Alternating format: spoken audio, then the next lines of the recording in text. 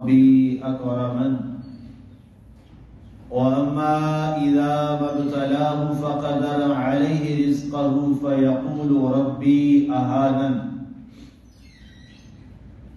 پس انسان کو جب اس کا رب آزمائش میں ڈالتا ہے تو اسے مرتبہ اور نعمت دیتا ہے، تب وہ کہتا ہے میرے رب نے مجھے عزت دی ہے، اور جب اس کو آزماتا ہے تو اس پر اس کی روزی تنگ فرماتا ہے تو وہ شخص کہنے لگتا ہے کہ میرے رب نے مجھے ذلیل کر دیا۔ سامعین، آج ہماری سورۃ الفجر کی آیت مبارکہ نمبر 16 تک کی تلاوت و ترجمہ کا شرف نصیب ہوا۔ سامعین، اس سے پہلے آیت مبارکہ میں یہ بات چل رہی تھی کہ ان ربک لبالمرصاد، کہ رب ذوالجلال بے شک آپ کا رب ہر ایک نقل و حرکت پر نگرانی رکھے ہوئے ہے اور اس کو وہ دیکھ رہا ہے۔ فا تفسیریہ ہے جہاں سے آج ہماری آیت مبارکہ کا آغاز ہوا۔ فَأَمَّا الْإِنسَانُ، فا تفسیر کے لیے ہے، وضاحت کے لیے ہے اور ایک نئے موضوع کی طرف اشارہ ہے۔ اللہ تعالیٰ نے یہاں پر انسان کی دو سوچ اور افکار کا ذکر کیا۔ دو سوچیں مختلف ہیں اور وہ کیا ہیں؟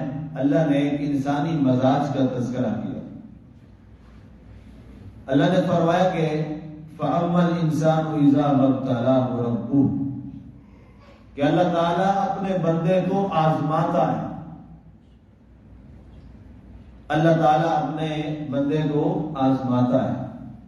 اب کمال بات یہ ہے کہ کبھی وہ دے کے آزماتا ہے اور کبھی وہ لے کے آزماتا ہے۔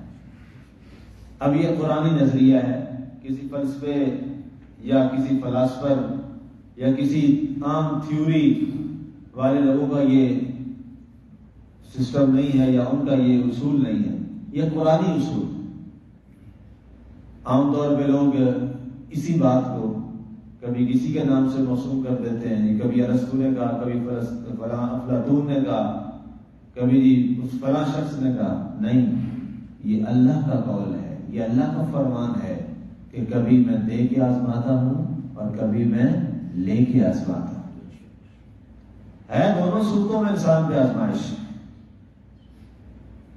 اب پہلی بات کا ذکر کیا، فَأَمَّا الْإِنسَانُ إِذَا مَا ابْتَلَاهُ رَبُّهُ فَأَكْرَمَهُ، فرمایا پہلی آزمائش کی ہے کہ میں جب اسے آزماتا ہوں تو اسے میں صاحب عزت کر دیتا۔ اب یہ کتنی خطرناک بات ہے کہ اللہ تعالیٰ جس کو عزت سے نوازتا ہے اس کے لیے بھی آزمائش ہے۔ یہ زیادہ مشکل بات کا کام ہے۔ اللہ کسی کو عزت دیتا ہے، مقام دیتا ہے، وَنَعَمَهُ، اور اپنی نعمتوں کے سارے دروازے اس پہ کھول دیتا ہے۔ اب نعمت بے شمار نعمتیں ہیں، اولاد کی نعمت، والدین کی نعمت، بہن بھائیوں کی نعمت، دولت کی نعمت، علم کی نعمت، عزت کی نعمت، اناج کی نعمت، صحت کی نعمت، ایک لمبی فہرست ہے اللہ کی نعمتوں کی جو انسان پہ اللہ نے کی ہے۔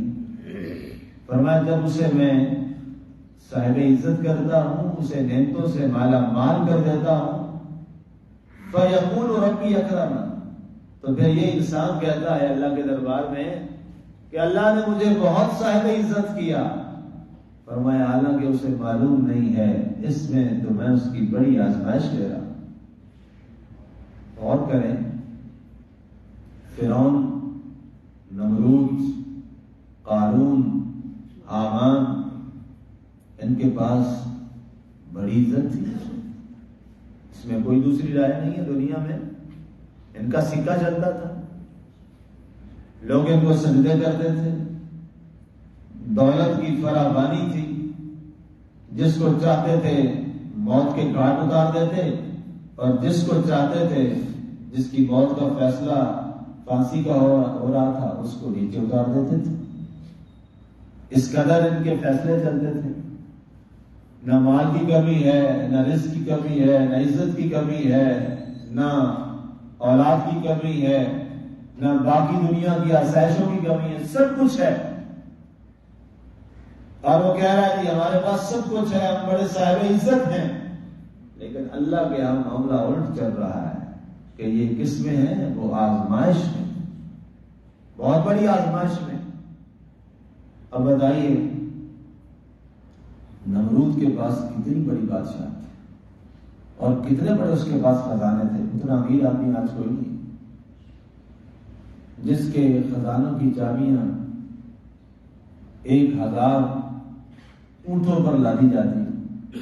کئی روایات ہیں، بعض میں 60,000 ہے، کسی پہ 10,000 ہے. جو بھی ہو، اتنے تو خزانے تھے کہ اس کی چابیاں اونٹ ہزاروں کے حساب سے اٹھایا کرتے تھے. تو کتنی دولت اس کے پاس ہوگی. اسی طرح فرعون کو دیکھ لیجیے. فرعون سے لمبی بادشاہی کس بادشاہ نے دیکھی؟ اتنی بڑی بادشاہی اس نے دیکھی اور دیر تک دیکھی، اور جو وہ چاہتا تھا وہی ہوتا تھا. آپ نے دیکھا وہ بڑا خوش تھا کہ سب کچھ میرے قبضے میں ہے، لیکن اللہ کے حساب سے کیا تھا؟ وہ بہت بڑی آزمائش. یہی حال نمرود کا، یہی حال قارون کے خزانوں کا تھا. دنیا میں آج لوگ مثال دیتے ہیں قارون کے خزانے. تیرے پاس کوئی قارون کے خزانے ہیں؟ اتنے خزانے اس کے پاس تھے، لیکن سب کے باوجود وہ کیا تھا؟ وہ اللہ کی آزمائش میں تھا. دور نبی صلی اللہ علیہ وسلم میں دیکھ لیجیے، کئی واقعات ہوئے. ظاہری طور پر مسلمانوں کے حالات کیا تھے؟ بہت تکلیف تھے. جناب ابو بکر صدیق رضی اللہ تعالیٰ عنہ عرض کرتے ہیں، یا رسول اللہ صلی اللہ علیہ وسلم، فاقوں کا عالم یہ ہے، کپڑا اٹھایا تو پیٹ پہ پتھر باندھا ہوا، تو آگے نبی مکرم صلی اللہ علیہ وسلم نے آپ نے کپڑا چادر مبارک ہٹائی تو فرمایا 2 پتھر باندھو. ظاہری طور پہ یہ ہے نا کہ بڑی یہ حال ہے. اور سامنے کافر ہے، ابو جہل ہے، وہ جناب عیش و عشرت میں، ابو لہب ہے عیش و عشرت میں، عتبہ ہے، عتیبہ ہے، امیہ ہے. یہ کیا ہے؟ یہ عیش و عشرت میں، باغات میں ناز و نم سے رہ رہے ہیں، بڑے بڑے گھروں میں رہ رہے ہیں. لیکن یہ کیا ہے؟ یہ انسان کے ہاں اپنے ایک بنائے ہوئے سٹینڈرڈز اور معیار ہے جو اس کو عزت سمجھتا ہے، جس کو وہ ذلت سمجھتا ہے. لیکن اللہ تعالیٰ کے ہاں معیار کچھ اور ہے. اب یہاں فرمایا گیا کہ جب یہ ہم ساری اسے نعمتیں دیتے ہیں، ہم اسے صاحب عزت کرتے ہیں، فَيَقُولُ رَبِّي أَكْرَمَنِ، تو کہتا ہے میرے اللہ نے مجھے بہت عزت سے نوازا ہے، بڑا کرم ہے، بہت سب کچھ دیا ہوا ہے. اب یہ کیا ہے؟ یہ اللہ دے کے آزما رہا ہے. بہت سے لوگوں کو دے کے آزمایا جاتا ہے اور اس میں کیا کرتے ہیں؟ اللہ کو بھول جاتے ہیں. بہت سے لوگوں کو ملا، نعمت ملی، مال ملا، اولاد ملی، منصب ملا، عہدہ ملا، تو وہ کیا ہوئے؟ اس آزمائش میں ایسے پھنسے کہ اس کا ناجائز طریقے پہ ایسا استعمال کیا کہ یہی ان کے لیے وبال جان بن گئے اور یہ تباہ ہو گئے. وَأَمَّا إِذَا مَبْتَلَاهُ فَقَدَرَ عَلَيْهِ رِزْقَهُ، اور بعض دفعہ اللہ تعالیٰ اس کو یوں آزماتا ہے کہ اس کی روزی تنگ کر دیتا ہے. یہ بھی ایک آزمائش، روزی تنگ کر دیتا ہے. اب یہ کیا ہے؟ یہ اب نعمت لے کے آزما رہا ہے. پہلے دے کے آزمایا کہ دیتا ہوں اور دیکھتا ہوں کرتا کیا ہے، اصل والے کو یاد رکھتا ہے یا بھول جاتا ہے. اور اب کیا ہے؟ اب لے کے آزما رہا ہے. فاقے ہیں، بھوک ہے، افلاس ہے، برے حالات ہیں، تنگی ہے، حالات کی ترشی ہے، انتہائی قسم پرسی ہے. اب بھی آزما رہا ہے کہ دیکھتا ہوں، میں نے اس سے سب کچھ واپس لیا ہے، اب کہیں میرے دربار میں آ کر خفیہ جملے تو نہیں بولتا، میرے دربار میں آ کے انکار تو نہیں کرتا، آ کے مجھ سے شکوہ شکایت تو نہیں کرتا. لیکن اگر وہی شخص اس نعمت کے چھن جانے کے بعد بھی کہتا ہے میرے مالک اگر تیری ایسے مرضی ہے تو میں اس پر بھی راضی ہوں۔ سبحان اللہ۔ سورہ یوسف کی تفسیر آپ نے سماعت کی۔ جناب سیدنا یوسف علیہ السلام جب ناجائز طور پر زندان میں جاتے ہیں، جیل میں جاتے ہیں، اور جیل کے اندر روزانہ صبح زندان میں باندھ کر وہ جیلر آتا ہے اور آپ کو 70 کوڑے مارتا ہے، درے مارتا ہے، اور آپ کو جب ایک درہ پڑتا ہے اتنے زور سے، اللہ کا نبی ہے، اللہ کے رسول ہے اور اتنی نفیس شخصیت ہے، اور جو ہی ایک وہ کوڑا لگتا ہے تو آپ کیا کہتے ہیں میرے مالک اگر تو کوڑوں میں راضی ہے تو تیرا یوسف اس میں بھی راضی ہے۔ سبحان اللہ۔ یہ کیا ہے؟ اب یہ ایک آزمائش تھی کہ اب میرا نبی کیا کرتا ہے، اب یوسف علیہ السلام کیا کرتے ہیں۔ اتنے بڑے نبی کا بیٹا ہے اور خود نبی ہے جناب یعقوب علیہ السلام، جہاں سے پوری بنی اسرائیل چلتی۔ بنی اسرائیل کا مطلب یہی ہوتا ہے اولاد یعقوب، اور سب زیادہ حضرت یعقوب علیہ السلام کی نسل سے نبی اور رسول ہوئے۔ اس نبی اور رسول کا صاحبزادہ ہے اور خود نبی ہے، خود رسول ہے، اور مصر کے بازاروں میں سودے کی طرح بکتے پھر رہے ہیں، اور کوئی ہڈی بھی لے کے آ جاتا ہے خریدنے کے لیے تو عرض کرتے ہیں بیٹھا جناب ایک جگہ پہ بٹھا کے، ریٹ لگ رہے ہیں بازار میں، بک رہے ہیں، اور اللہ کے ہاں عرض کرتے ہیں میرے مالک اگر یوسف کو بازاروں میں بیچنے پر تو راضی ہے تو میں اس میں بھی راضی ہوں۔ یہ تو قرآنی باتیں ہیں، کوئی قصے کہانیاں اور افسانے تو نہیں ہے، یہ تو قرآن کی باتیں ہیں جو ہمارے پاس موجود ہیں۔ اسی طرح یونس علیہ السلام کا معاملہ دیکھ لیجیے، آئے کشتی میں سوار ہیں اور کشتی کیا ہے ہچکولے کھانے لگ پڑتی ہے۔ اس پہ جب وہاں تفصیل میں نے پڑھائی تھی، تفصیل سے بات کی، تو ملا کہتا ہے جی ہماری کشتی میں کوئی اپنے مالک کا نافرمان بھاگا ہوا غلام ہے، اس وقت غلام ہوتے تھے، تو وہ بھاگ کے آیا اپنے مالک کو بتائے بغیر، اگر وہ کشتی سے نکل جائے ساری کشتی بچ جائے گی، وگرنہ کشتی ساری ڈوب جائے گی۔ تو حضرت یونس علیہ السلام نے بغیر سوچے بھیجا یار میں چھلانگ لگا دی کہ میاں اپنے آقا سے بھاگا ہوا غلام تو میں ہی قوم کو چھوڑ کے آ گیا ہوں اللہ کی اجازت کے بغیر۔ جو ہی چھلانگ نیچے دریا میں چھلانگ لگائی کشتی بچ گئی اور سیدھا مچھلی کے پاس وہاں ہے۔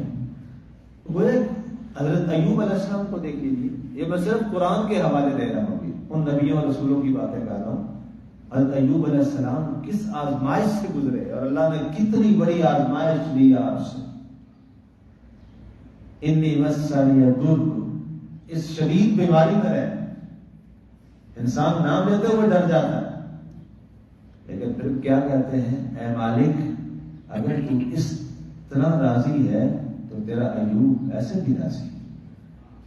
پھر جس کو اللہ نے اپنا خلیل بنایا ہو، خلیل صفت خلیلی سے نوازا ہے اور نار نمرود میں ڈلوا دیا، مجنیق سے باندھا جا رہا ہے آگ میں ڈالنے کے لیے، جبریل حاضر خدمت ہوتے ہیں، فرمایا جبریل چلا جا، اگر میرا مالک اپنے خلیل کو مجنیق سے بندھوا کے، اس میں رسیوں سے بندھوا کے آگ میں ڈلوانے پہ راضی ہے تو خلیل بھی اس میں راضی ہے، سبحان اللہ، اس میں راضی ہے۔ اور پھر آخر لمحات تک جب تک آگ میں پھینکا جا رہا تھا تب تک پیغام آتے رہے خلیل علیہ السلام کے پاس۔ یہ بھی آزمائش تھی، ابھی آزمائش سے کم نہیں ہوئی، آگ میں ڈالنا کوئی چھوٹی آزمائش تھی، لیکن پھر آزمائش آگ کے دوران ایک اور بڑی آزمائش، دیکھتے ہیں جبریل سے مدد مانگتا ہے یا اپنے مالک سے مدد مانگتا ہے، کہا نہیں جاؤ۔ تو یہ کیا ہے، کبھی دے کے آزمانا اور کبھی لے کے آزمانا۔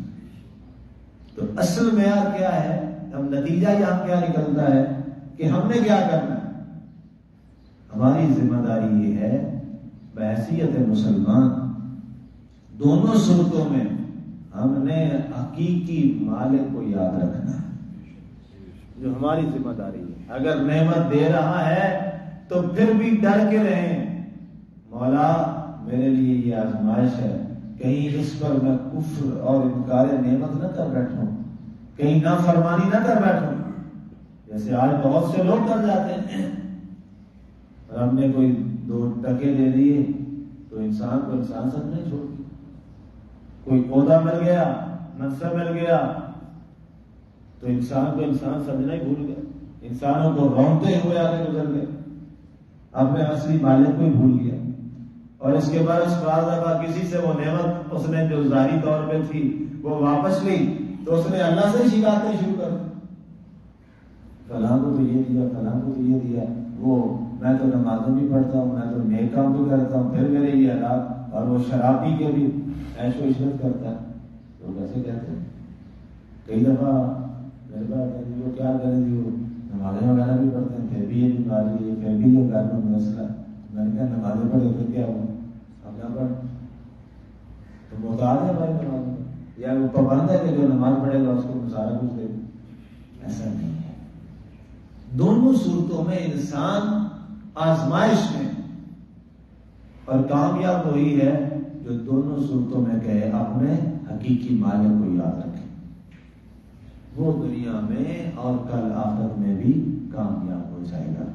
فرمایا فَيَقُولُ رَبِّي أَهَانَ، جب آزمائش آئی تو کیا کہہ دیا؟ نعوذ باللہ، میرے رب نے تو مجھے ذلیل کر دیا، میرے رب نے تو مجھے رسوا کر دیا.